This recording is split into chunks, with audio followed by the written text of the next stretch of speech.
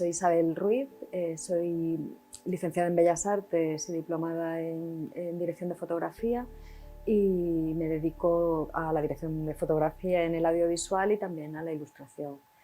Y bueno, los últimos años de mi trabajo como ilustradora los he centrado en visibilizar a las mujeres y para ello pues he creado un sello editorial propio, se llama Ilustropos, desde donde publico mi obra.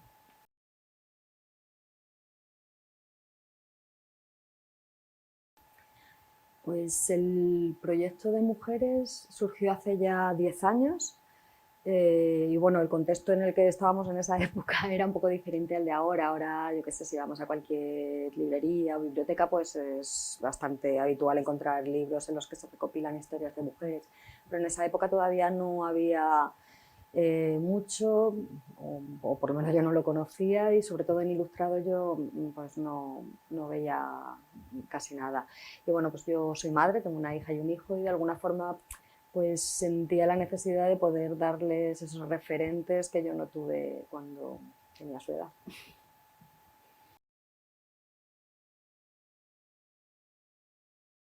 Pues con este tema de la visibilización de la mujer empecé con lo que es el proyecto de la colección Mujeres, que en un principio comenzó siendo un único libro, que como digo iba enfocado un poco al público infantil, eh, pero bueno, a medida que fui investigando me di cuenta de que yo también como adulta tenía las mismas carencias, con lo cual pues decidí pues tomar distintas decisiones. Primero, pues que no fuera solo dedicado al público infantil, sino que fuera para un público más amplio, porque todas y todos teníamos la misma necesidad de esos referentes. Y luego, pues bueno, que un libro se me quedaba muy corto y lo que empezó siendo un libro se convirtió en una colección que se compone de 5 libros en los que hay mujeres de distintos ámbitos, de distintos países y culturas, y luego uno exclusivo de mujeres españolas. Y, y bueno, pues con eso pues concluí ese proyecto. Y un poco trabajando dentro de mujeres, pues me fui topando con... Bueno, a ver, para mí era muy importante que en todos los libros de mujeres hubiera referentes españolas, porque me parece importante conocer nuestra historia cercana para conocer, pues evidentemente nuestra historia, y luego porque hay veces que cuando ves historias que han pasado fuera parece que no te tocan de la misma forma, ¿no? Y cuando sí que es pues, alguien de tu pueblo, alguien de tu ciudad, pues parece que bueno, si esa persona puede, tú también. Entonces para mí era importante que tuviéramos referentes de nuestro país. Y pues durante esos años de investigación me fui encontrando pues numerosas mujeres a las que el franquismo pues, truncó su vida, ¿no? O sea, tanto personal como profesional, ¿no? Mujeres que fueron depuradas, mujeres que tuvieron que exiliarse, muchas que pasaron por las cárceles franquistas. De esa investigación pues me encontré con la figura de Tomasa Cuevas, que es una militante del Partido Comunista que pasó por diferentes cárceles españolas y que una vez que estuvo en libertad se dedicó a recorrer el país recopilando esos testimonios de compañeras con las que había compartido prisión. Y bueno, escribió varios libros que luego se recopilaron en uno que es el que yo leí, que es Testimonios de mujeres en las cárceles franquistas. Y bueno, pues la lectura de esas historias fue el detonante de mi siguiente trabajo, que fue una trilogía que se llama Dentro, Fuera y Lejos, que habla pues, de la represión de las mujeres durante el franquismo. En un principio empezó también como un único libro.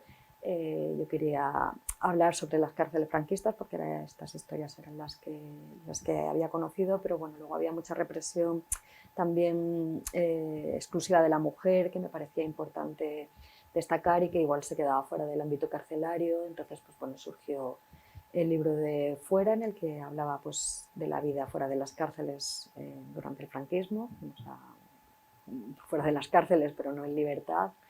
Y luego, bueno, pues el de Lejos, que es el que cierra la trilogía, que habla del exilio.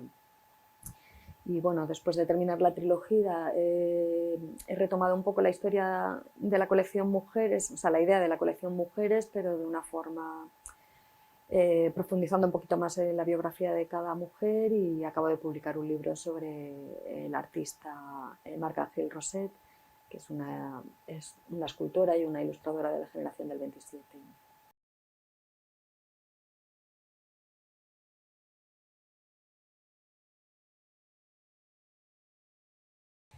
La verdad es que hay cantidad de historias que te marcan, ¿no? Y bueno, que es muy interesante. Bueno, durante todo este tiempo pues, he ido descubriendo muchísimas mujeres, incluso mujeres que ya conocía, pero que de pronto las conoces en profundidad, ¿no? Y encuentras matices que desconocías. Pero bueno, quizá una de las mujeres españolas que más me impactó, que además tiene relación con mi trabajo siguiente, ¿no? Con el de la trilogía, es Matilde Landa. Matilde Landa pues, fue pues una militante también del Partido Comunista bueno, pues que estuvo ligada al Socorro Internacional Rojo y que hizo bueno, pues labores pues colaboró con la evacuación de los niños durante la guerra,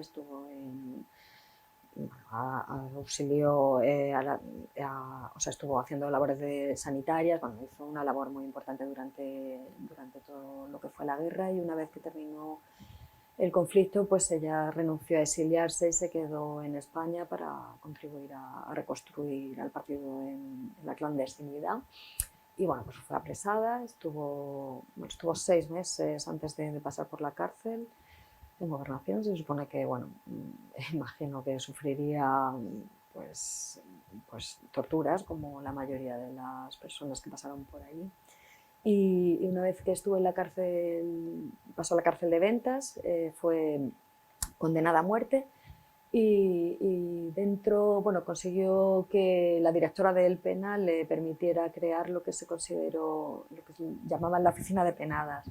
Y es que, bueno, pues en esa época en la que el analfabetismo era algo bastante habitual y más entre mujeres, pues la mayoría de las mujeres que estaban condenadas a muerte muchas veces no sabían ni por qué, ¿no? Ni sabían cómo defenderse. Entonces ella pues estuvo pues asesorando a estas mujeres para intentar pues por lo menos defenderse, ¿no? Y conocer el porqué y en qué se les acusaba.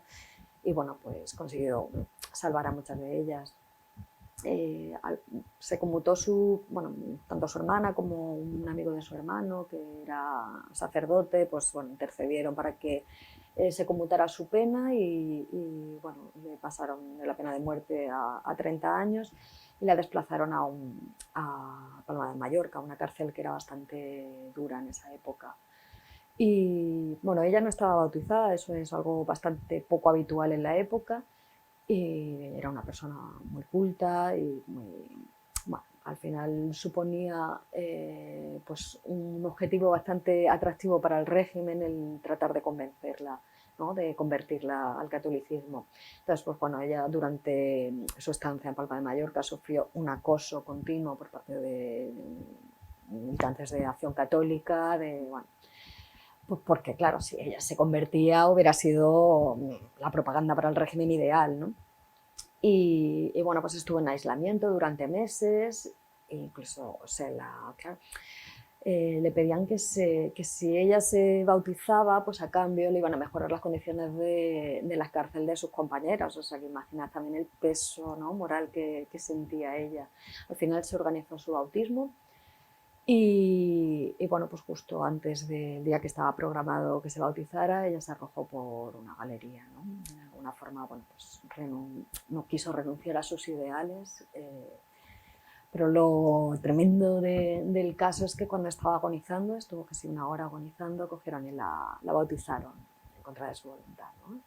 Entonces, bueno, es que es algo que todavía me impacta cada vez que pienso en la historia, ¿no? O que leo sobre ella bueno, pues una de estas historias que se te clavan y que dices, hace falta que se conozca, ¿no?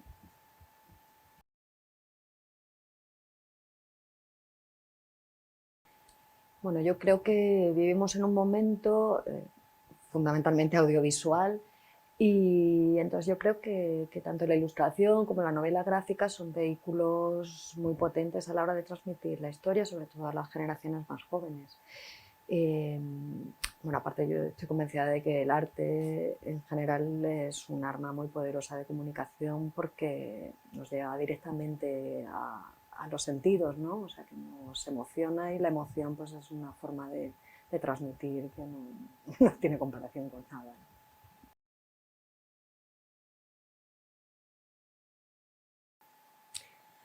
Pues Bueno, a los jóvenes, vamos, a la generación joven y a la no tan joven, porque yo, por ejemplo, pertenezco a una generación pues, que prácticamente hemos crecido a espaldas de todo lo que es la memoria democrática. O sea, ni en el colegio, ni en el instituto, ni, bueno, en mi caso es la universidad tampoco, ¿no? Vamos, apenas se daban dos frases ahí en clase, ¿no? De lo que supuso la dictadura bueno, pues yo creo que es fundamental conocer nuestra historia más cercana porque, bueno, primero porque somos un producto de ella y luego pues para evitar cometer los mismos errores, ¿no? que ya se cometieron.